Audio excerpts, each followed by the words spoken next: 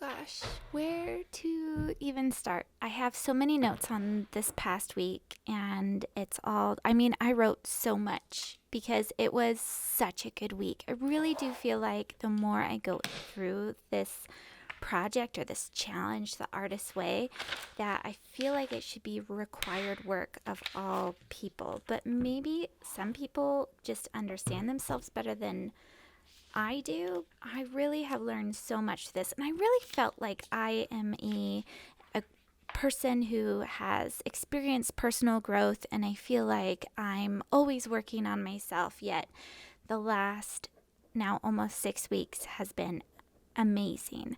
So, week 5 was all about recovering a sense of possibility. And I wrote this quote down in my journal. It says, "You will examine the cost of settling for appearing good instead of being authentic." And I loved that because that's exactly what it is. This entire week was looking at what it is that we're doing today that we feel like we should do, or denying ourselves things we want because they're things that we shouldn't do, whether it's because of a role that we play in society or age or gender or whatever it is. And I just thought this week was so fabulous. And there was a lot of things that I wrote down because we went through things like the virtue trap and forbidden joys, which I loved.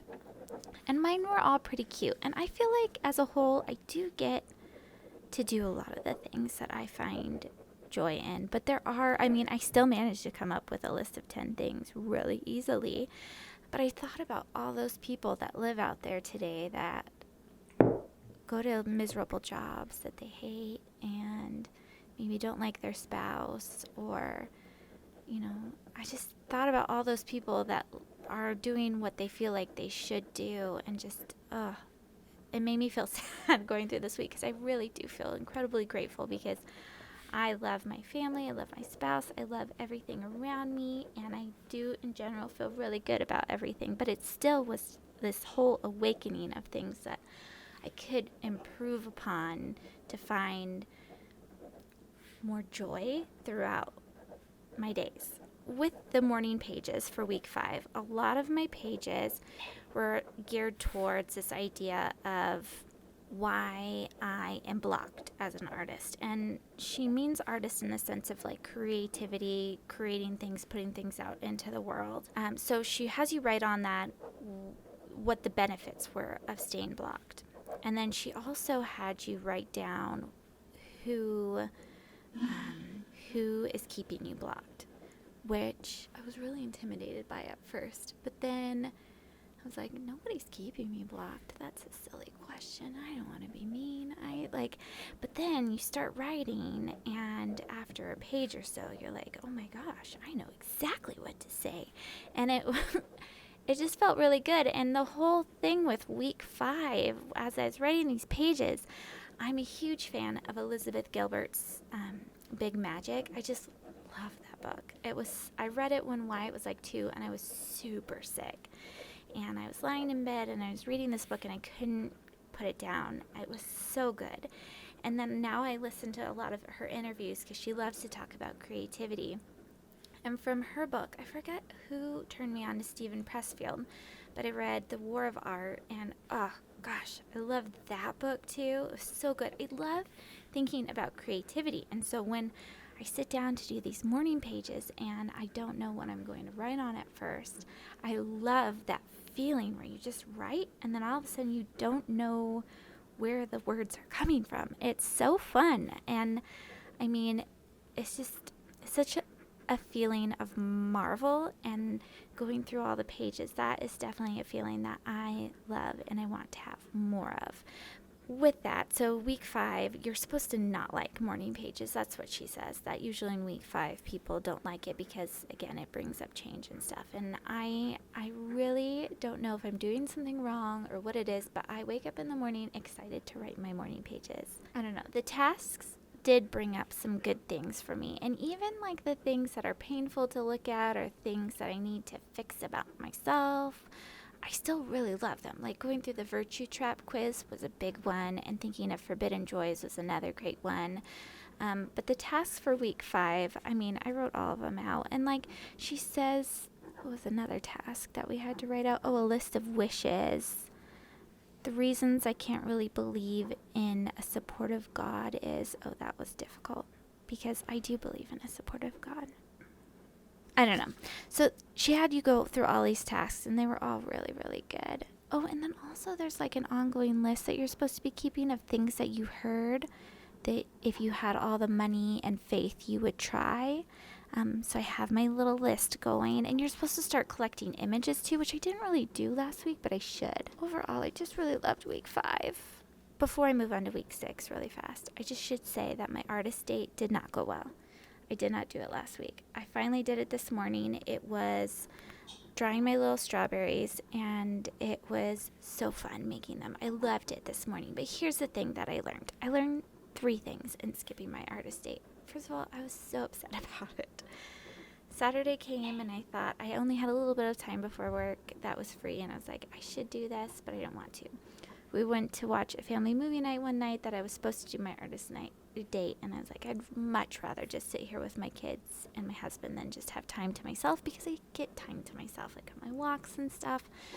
So anyway, I skipped it, and I was very upset with myself because I want to do everything correctly. So I did my artist date this morning, which is in week 6, but I had my kids do it with me, so technically I'm breaking the rules there. You're supposed to do them by yourself. But first of all, the bummer with the artist date was it was work for me. That was like one of the big things that prohibited me or made me just think twice about doing it, was that I had to collect all the supplies. We were watercoloring, or I was supposed to watercolor, and I also didn't know how to do it. I had to watch YouTube videos and stuff, and I don't like not knowing how to do something. And so it was a really, really good exercise for me in the long run, because it forced me to take some, to try something and not do it well. And it was even better that I did it with my kids, because it opened up that conversation where we talked about how we approach our chosen creative outlet, and what it feels like when it doesn't look the way we want it to look, or if we're not able to land a trick that we wanted to land, or we can see in our head and we see other people doing it really well and it frustrates us. And I know that feeling so well. And so my boys and I watched Ira Glass's The Gap, which is something I watch once every couple years. And we watched it twice because I just really want to make sure you understand what he's saying. And for me too, I also just really wanted to hear it, because that it's just so painful in that in between of when you know in your mind what you want something to be like, and then it doesn't show up like that at the end. It's so frustrating. And I love how he says, don't give up. So anyway, that artist date was a success in the long run, and it didn't follow the rules, but you know what? It's, I guess, being creative. I'm an artist and breaking the rules. So I learned that, and then also I learned, obviously, from chatting about it before that, morning pages I love, artist date I don't.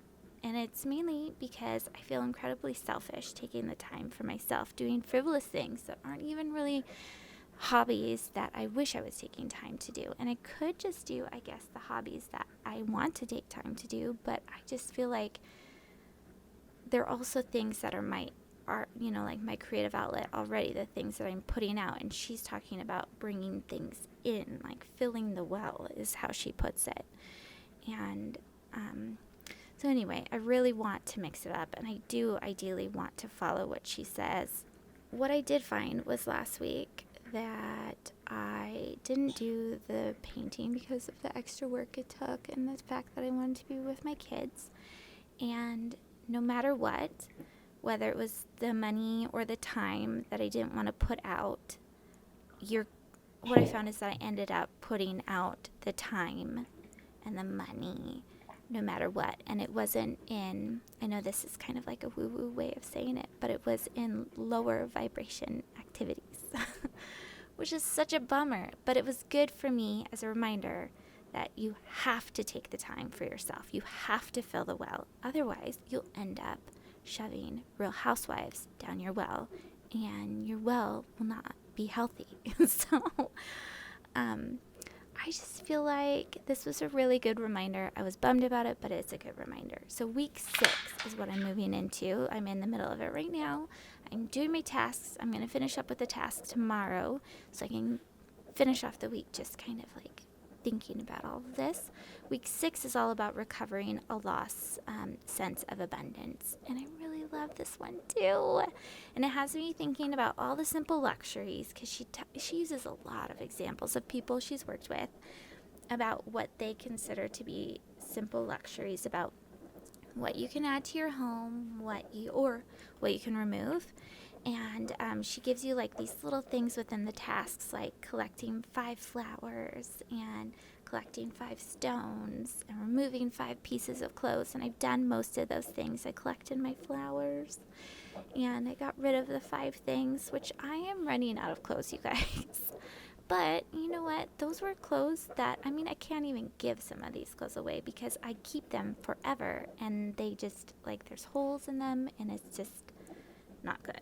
Another thing that she has you do is write letters to people that you genuinely want to keep in touch with this week. And it's so funny because this is something I've been wanting to do since July 1st when I was starting Artist Way. And I also simultaneously jumped off social media. I was like, I'm going to write letters to people and really have meaningful contact with them. So that's what I did. I wrote so far 2 of the 5 letters to people. I still have 3 more to go. And I feel good about getting it done because it was really easy today. So my artist date this week is, I don't know. Again, like, this is something I feel like I'm going to have to work on. This idea, and here's the thing. Being with my children is something I really value, and with Shane is very important to me. So I don't feel like it's something I want to adjust at this time. But like Shane does, finding the time for myself is important, and it can be around that time with the kids. So waking up earlier and doing that kind of thing is totally fine. I just have to, I don't know, I think by week 12 I'll have the artist date thing down, but that's something I'm going to be working on. So if you're going through the Artist Way too and you made it through this whole video, make sure you let me know what you do for the artist date. If you don't like it like me, or maybe you don't like morning pages, I don't know, but I want to talk to more people about this challenge, the Artist Way, because it is just such an amazing activity to go through. The word amazing is not good. It's like this beautiful opportunity people have to look at themselves as they truly are and work with that without having, the amount of effort it takes to do this is so minimal, and it's fun too. She makes it fun, and I'm just very grateful for the opportunity to do all of this, and I want to talk about it all the time. So if you want to talk about the Artist Way, let me know. Thanks, guys.